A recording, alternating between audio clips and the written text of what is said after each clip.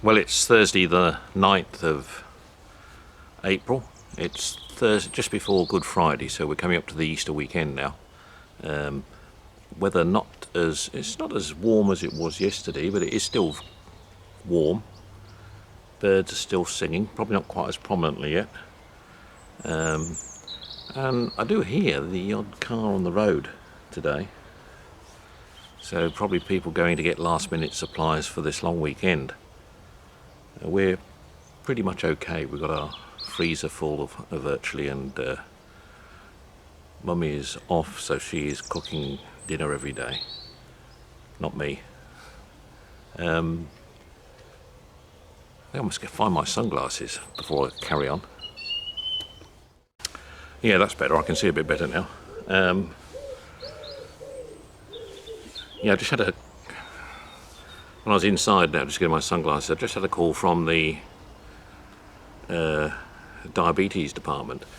As I think some of you know, I'm on that verge of diabetes. My glucose count is 6.5, which at one time that 6.5 was you were still okay. You weren't really declared as having diabetes. It was after that you got into entrenching on diabetes, when they've lowered that down slightly now. So on 6.5 I am sort of what they call early stages diabetes. So I've got to keep my regulating my diet really in terms of what I put in to keep that under control, and obviously exercise correctly.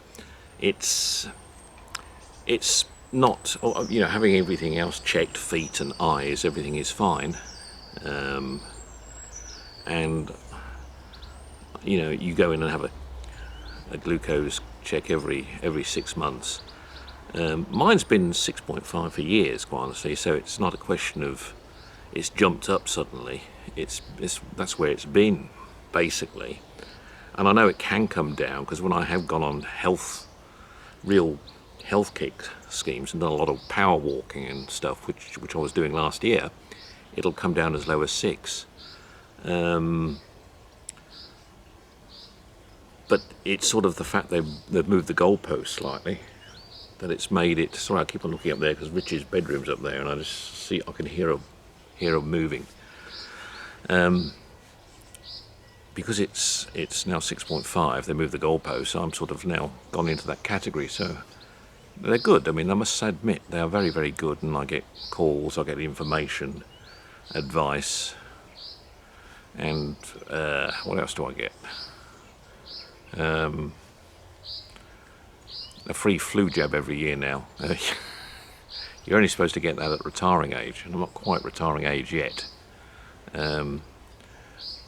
Unless you've got something which like an ailment as such, so they put this as an ailment, although it's on a very small scale.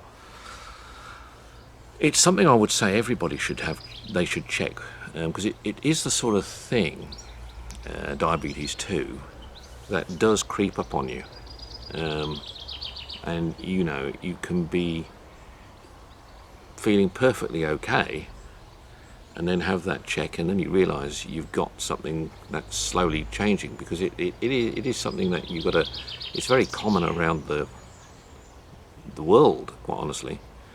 Diabetes 2. It's predominant in all the countries I've lived in the Middle East, here in the UK, USA, everywhere, as I'm sure you all know. So it's some of us just enjoy our food too much, I suppose.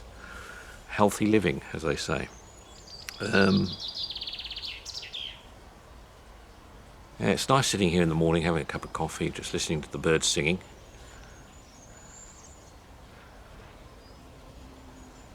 Are you awake, sweetie? Where are you? Okay. She's awake. Watching her Korean movies. I said, you're watching your Korean movie? Yeah. No, just talking to the camera.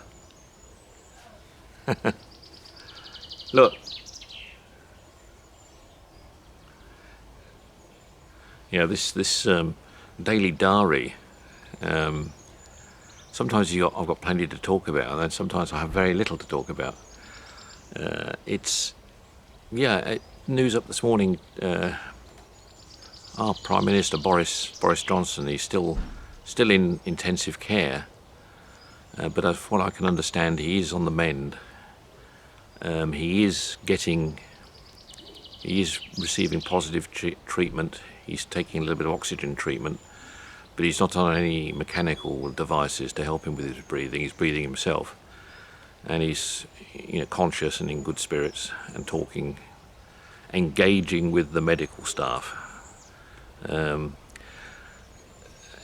I'll be happier when he's out of there, and he's got through it, because it has hit him very badly compared with some of his colleagues that he was working with. The chief medical officer, he went down with it.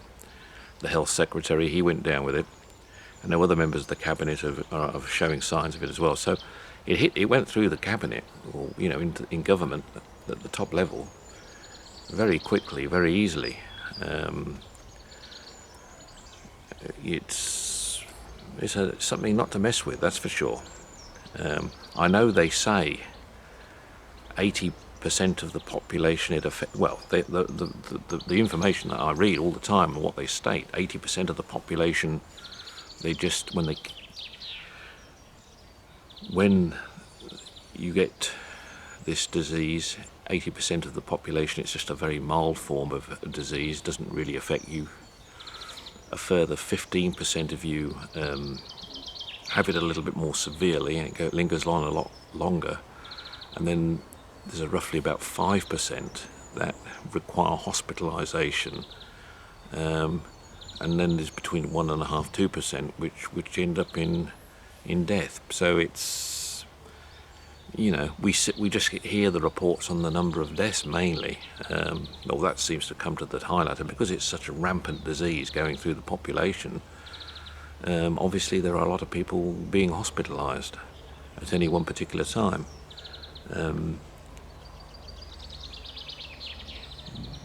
So this containment process with the lockdown, partial lockdown, is definitely having an effect. It is reducing the number of people contracting the disease, and therefore limiting the numbers that are going into hospital. So I can't imagine how bad it would be if we didn't have these actions in place. It would really ramp it up. Anyway, better get on and find out what's on the agenda today. So I'll talk to you a bit later. Cheers.